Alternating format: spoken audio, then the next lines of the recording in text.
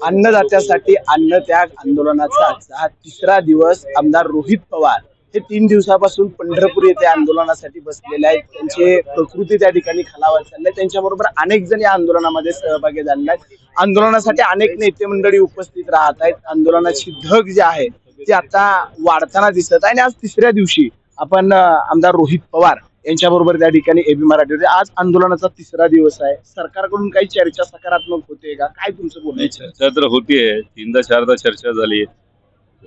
कृषी मंत्री मुख्यमंत्री साहेबांशी सुद्धा बोललेले आहेत. आता फक्त चर्चा करून होणार नाही, निर्णय आपल्याला घ्यावा लागेल. आम्ही विनंती करतोय, आम्हाला भेटायला नाही आलं तरी चालेल, मुंबईतून तुम्ही फक्त जाहीर करा. या 2 अटी ज्या तुम्ही म्हणत आहोत त्या पुढच्या काही दिवसांमध्ये आम्ही कॅबिनेटमध्ये निर्णय घेणार आहोत. या अटी आम्ही काढणार आहोत. बस तेवढं केलं तरी खूप काय होऊन जाईल असं मला वाटतं. महायुती सरकारमधील अनेक नेते आहेत, मंत्री आहेत, त्यांनी आता बोलायला सुरुवात केली. काल हसन मुश्रीफ एका ठिकाणी माध्यमामध्ये बोलल्यात की आंदोलन करायची काय गरज आहे, ही स्टंटबाजी आहे.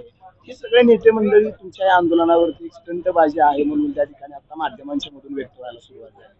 आता तो त्यांचा विषय आहे. विषय कसा असतो की आता मला माहित नाही मुश्रीफ साहेब बोललेत का नाही बोललेत.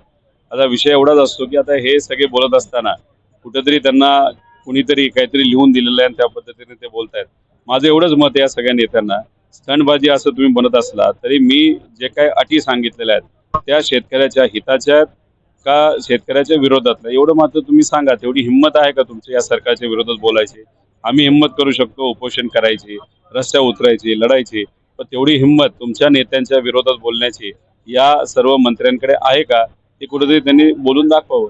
कृषी मंत्र्यांनी काल सांगितलं की चर्चेला कुठेतरी यावं लागेल. मंगळवारी कॅबिनेट आहे आणि मुख्यमंत्र्यांशी रोहित पवारांशी मी बोलणं करून देईल, त्यानंतर निर्णय होईल. काय याच्यामध्ये तुम्ही आता त्यांच्याशी काय पुढचं राज्यकर्ते जेव्हा म्हणतात सकारात्मक चर्चा होईल, तेव्हा कुठल्याही परिस्थितीमध्ये सकारात्मक या शब्दावर विश्वास आपण ठेवून चालत नसतो. कारण राजकारणी सकारात्मक या शब्दाला फार वेगळ्या वेगळ्या अनुषंगाने तिथं वापर करत असतात. माझं एवढंच मत आहे, मला भेटायला नाही आलं तरी चालेल, आम्हाला काही कोणी भेटायला यावं अशी आमची इच्छा नाही. आमची फक्त एवढीच इच्छा आहे की टीव्हीवर तुम्ही फक्त बोलावं की या 2 अटी आम्ही काढत आहोत, एवढं फक्त तुम्ही आश्वासित करा. आम्ही आमचं आंदोलन मागे घेऊ. जे शेतकरी आहेत ते आता राज्यभरातून या ठिकाणी यायला सुरुवात झालेली आहे. इकडं काही शेतकऱ्यांनी आक्रोश त्या ठिकाणी व्यक्त केलेला आहे. मात्र काही ठिकाणावरून असं म्हटलं जातं की कर्जमाफीची प्रक्रिया तर आता सुरू आहे.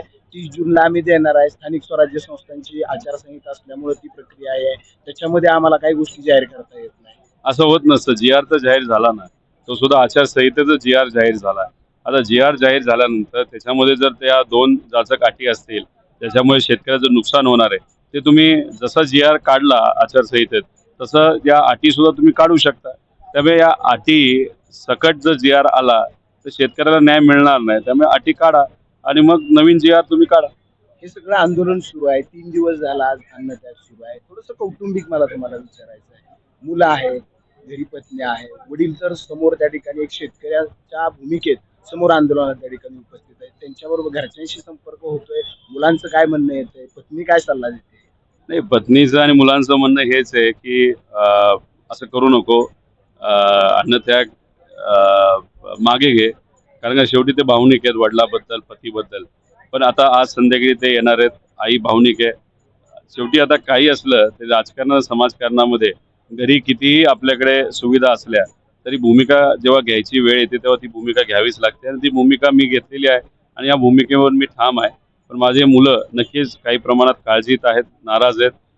माझी पत्नी सुद्धा काळजीत आहे आणि आज संध्याकाळी ते भेटायला येतात.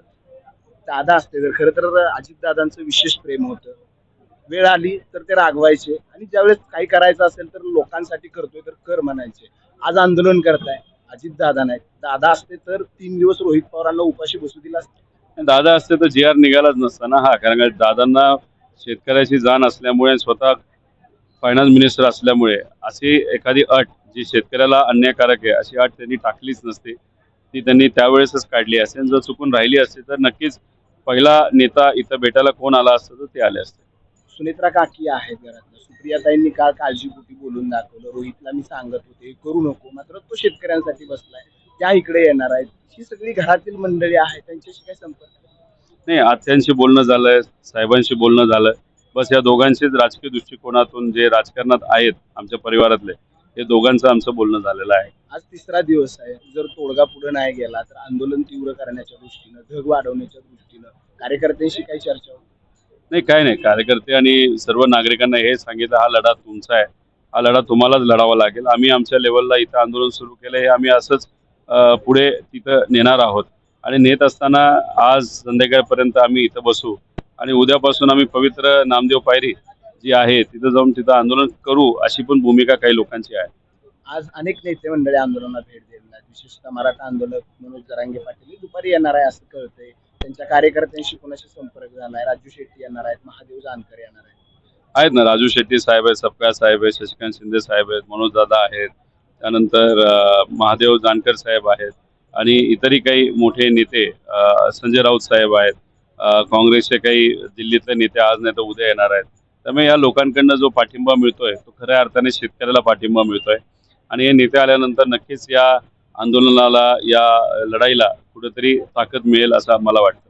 काय आता हे सगळं शेवटाकडे मी येतो. शेतकऱ्यांसाठी रस्त्यावरची लढाई लढायला रोहित पवार मैदानात उतरलेले आहेत. सोन्याचा चमचा तोंडात घेऊन जन्माला आलेला एक राजपुत्र पवार साहेबांच्या छत्रछायेखाली आज रस्त्यावरची लढाई तुम्ही लढताय. एकूण पुढची भूमिका, पुढची दिशा रोहित पवारांची कशी असते? हे बघा, कुठल्या परिवारामध्ये जन्म घ्यायचा हा आपल्या हातामध्ये नसतो, तो नशिबाचा खेळ असतो.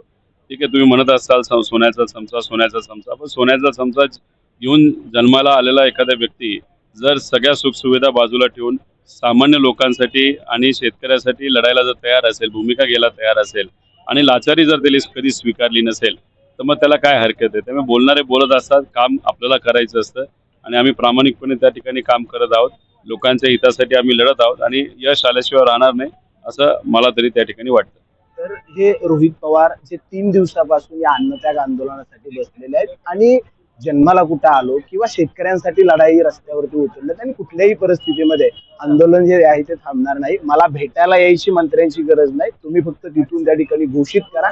या ज्या 2 जाचक अटी आहेत त्या आम्ही माघारी घेतो आहेत. जे आंदोलन त्या ठिकाणी थांबवेल. मात्र जोपर्यंत शेतकऱ्यांना न्याय मिळणार नाही तोपर्यंत हे आंदोलन आता थांबणार नाही. ही भूमिका आमदार रोहित पवार यांनी या ठिकाणी बोलून दाखवलेली आहे. कॅमेरामन गोपाळ माळीसह मी समाधान काळे, एबी मराठी, पंढरपूर.